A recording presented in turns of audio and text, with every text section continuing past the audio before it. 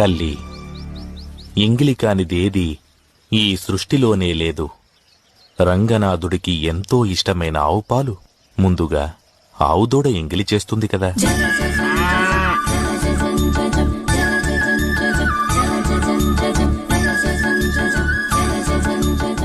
పంచామృతాలలో ఒకటైన తేనెను తేనెటీగలు ఎంగిలి చేస్తాయి కదా.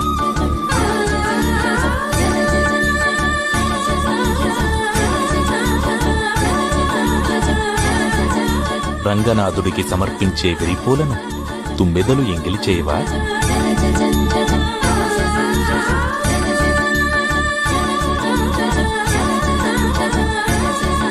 చివరికి శ్రీవారికి ఎంతో మడితో అభిషేకించే కావేరీ జలాలను చేపలు, ఇతర జలచరాలు ఎంగిలి చేయకుండా ఉంటాయా చెప్పు?